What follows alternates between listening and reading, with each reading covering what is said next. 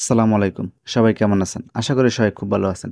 তো আজকে আমি আপনাদেরকে দেখাবো যে আপনাদের কনট্যাক্ট নাম্বারগুলাকে আপনারা কিভাবে আপনাদের Gmail এ সেভ করে রাখবেন। অনেক সময় দেখা যায় যে আমরা যখনই আমাদের প্রয়োজনীয় কনট্যাক্ট নাম্বারগুলাকে আমরা আমাদের সিমের ভিতরে সেভ করে রাখি।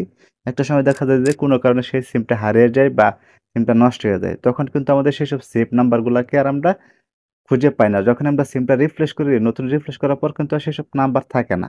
তো তার জন্য আজকে আমি আপনাদেরকে দেখাবো যে আপনারা কিভাবে আপনাদের নাম্বারটাকে সেভে রাখার জন্য, নিরাপদে রাখার জন্য, তার জন্য আমি আপনাদেরকে দেখাবো যে আপনারা কিভাবে আপনারা আপনাদের Gmail এর মাঝে আপনাদের কনট্যাক্ট নাম্বারগুলোকে সেভ করে রাখবেন। এখান থেকে আপনাদের Gmail এর নাম্বারটা সেভ করার জন্য আপনারা আপনাদের ফোনের ডায়াল প্যাডে চলে যাবেন। ফোনের ডায়াল প্যাডে আসার পর আপনারা যেই নাম্বারটাকে আপনার Gmail এ সেভ করতে চাইতেছেন, তো আপনারা এখান থেকে সেই নাম্বারটাকে সিলেক্ট করে নিবেন। তো আমি আপনাদেরকে দেখানোর জন্য এখান থেকে দেখেন যে একটা নাম্বার রয়েছে লাস্টে একা, সেই নাম্বারটাকে আমি আমার Gmail এর মধ্যে সেভ করব।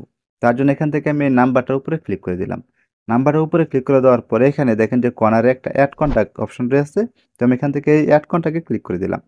তো এড কনট্যাক্টে ক্লিক করে দেওয়ার পর এইখানে হচ্ছে আপনার মূল কাজ যে আপনি আপনার নাম্বারটা সিমের মধ্যে সেভ করতে চাইতেছেন নাকি আপনার Gmail এর মধ্যে সেভ করতে চাইতেছেন। তার জন্য দেখেন এখানে কিন্তু একটা অপশন রয়েছে এড টু কনট্যাক্টের নিচে একটা অপশন রয়েছে সেভ টু। এখানে দেখেন যে এখানে কিন্তু আমার Gmailটা দেওয়া রয়েছে।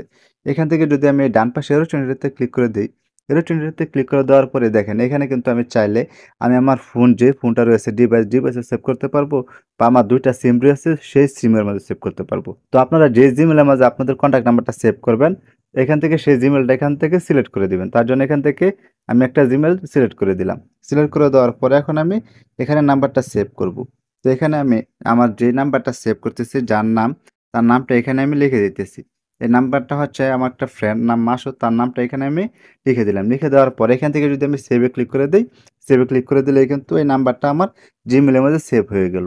এখন কথা হচ্ছে আপনারা যে নাম্বারটা Gmail এ সেভ করলেন, তো পরবর্তী সময়ে আপনারা এই Gmail থেকে কিভাবে নাম্বারটা বার করবেন। তো Gmail এ সেভ করা নাম্বারগুলোকে বার করার জন্য এখান থেকে আপনাদের কনট্যাক্ট যে একটা অ্যাপস রয়েছে, তো আপনারা এখান থেকে সেই কনট্যাক্ট অ্যাপসটা খুঁজে বের করবেন। তো এখানে দেখেন আমার কনট্যাক্ট অ্যাপসটা কিন্তু এখানে রয়েছে। দেখেন তো আমি এখান থেকে কনট্যাক্টে ক্লিক করে দিলাম। কনট্যাক্ট অ্যাপসে ক্লিক করে দেওয়ার পর এখানে উপরে দেখেন যে একটা অপশন রয়েছে অল কনট্যাক্ট।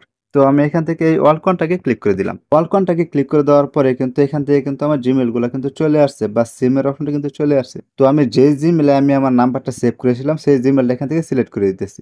সিলেক্ট করে দেওয়ার পর দেখেন আমি কিছুক্ষণ আগে যে নাম্বারটা সেভ করেছিলাম মাসুদ নামে, সেই নাম্বারটা কিন্তু এখানে চলে আসছে। এইখানে দেখেন সিলেক্টেড এর মাঝে কিন্তু এখানে কিন্তু আমার Gmailটা চলে আসছে।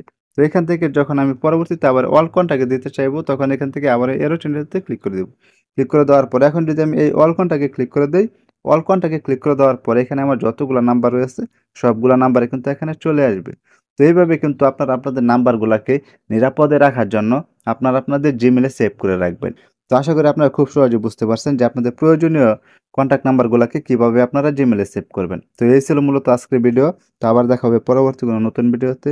সেই পর্যন্ত সবাই সুস্থ থাকবেন, ভালো থাকবেন। খোদা হাফেজ।